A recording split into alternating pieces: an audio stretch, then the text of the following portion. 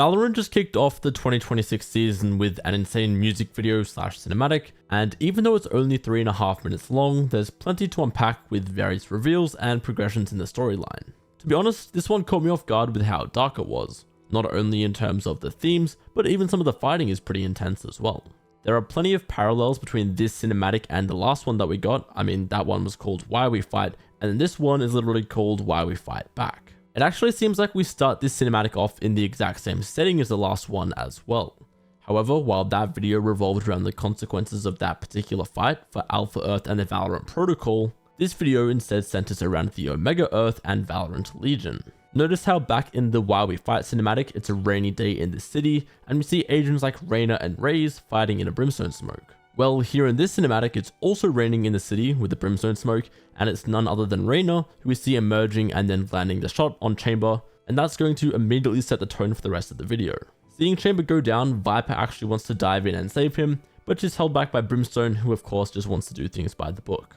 In the aftermath of all this, Chamber is clearly in a pretty bad state, but to make matters worse for him, Sage is also out of commission to the extent that she's locked up in some sort of stasis pod. Over on Alpha Earth in the last cinematic, we did see her looking a little worse for wear, presumably after using her powers to such extent reviving Killjoy, but whatever is happening here in front of us with Omega Sage is clearly a whole nother level of damage. Both the Valorant Protocol and Legion rely on Sage to heal everyone up after conflicts, but after losing so many battles, Omega Sage has overused her powers, by the looks of it, to the detriment of her own health. That means that she isn't going to be able to pull Chamber out of this one, and it even seems like Chamber is surrounded by bodies. I doubt that these are other agents, and it's much more likely these are just random soldiers, since it'd be wild to have so many characters dead, especially with no indication of who they actually are.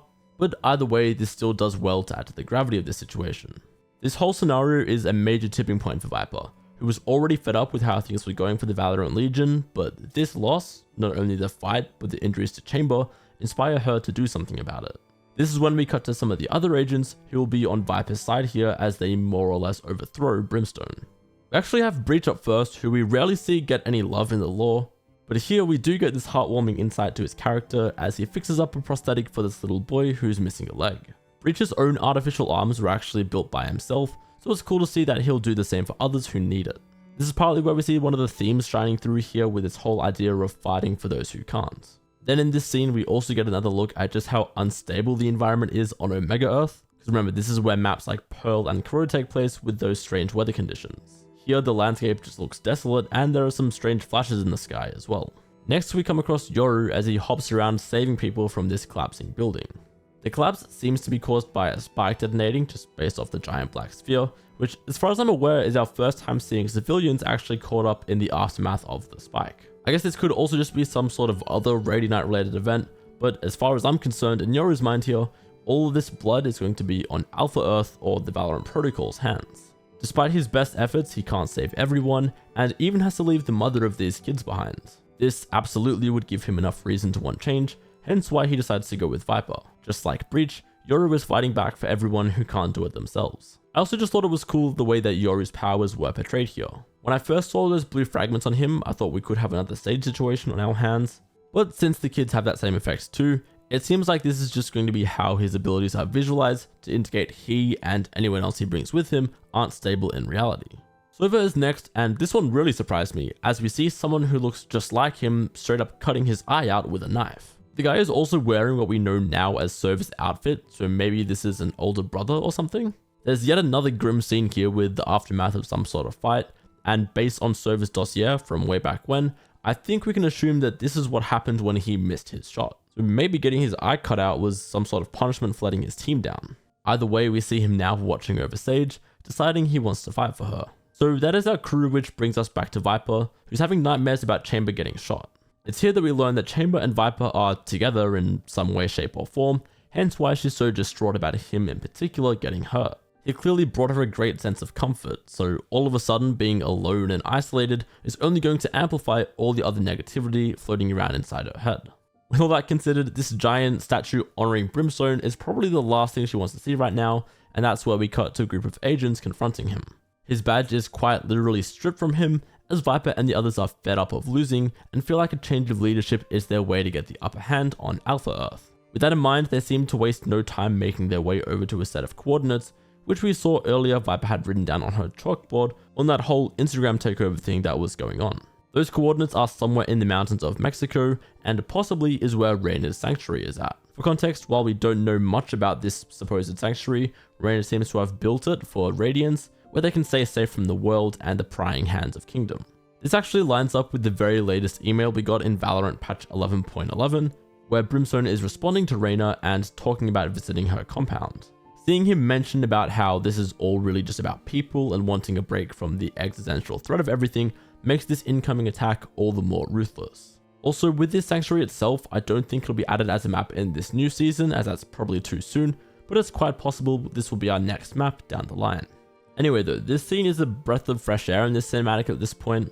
There's been all this angst in the agent so far, but we come over here to Alpha Earth, and even Killjoy seems to be in good spirits after she received such swift help from Sage. The difference when Sage is active versus out of commission is absolutely polarizing. But yeah, these agents are all just relaxed and enjoying each other's company when they are suddenly ambushed. Sova shock darts his counterpart right in the eye before Breach and Viper jump in with their ultimates. In amongst all this chaos, we do see Reyna briefly holding up what should be the new pistol Valorant are about to add. Unfortunately, she never actually fires it in the cinematic, so it's still a mystery whether that's going to be a burst pistol or something else entirely.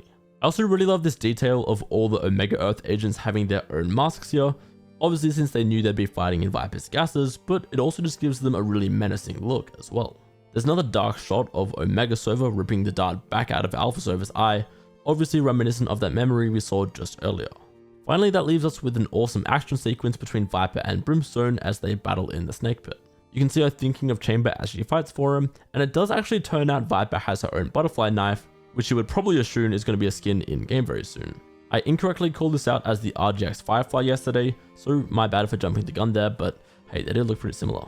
That does wrap up this cinematic though, and as far as the consequences of this attack go, I don't believe any of these agents are actually going to be dead or too badly injured, since the Alpha Earth stage should still be available, but having said that, simply the success of this mission sets a dangerous precedent going forward, now that the Valorant Legion are going to be operating without Brimstone's usual moral high ground approach. Even though this cinematic was definitely centered around Viper, I think Sage becomes the most interesting character going forward from here. Again, on Omega Earth, she's in some sort of stasis, which we don't even really have an explanation for yet, other than her powers hurt her. Meanwhile, on Alpha Earth, we only just saw Sage starting to deal with the consequences of her abilities, and now all of a sudden, she's presumably going to have to heal all these protocol members who were just attacked. The other main thing I'm left wondering about is what exactly was happening here with Sova. I'm afraid since it's in the past, it's going to be sort of swept under the rug and left unanswered for a long time as the lore moves forward, so let me know your theories on that in the comments, as well as what you thought of this cinematic as a whole.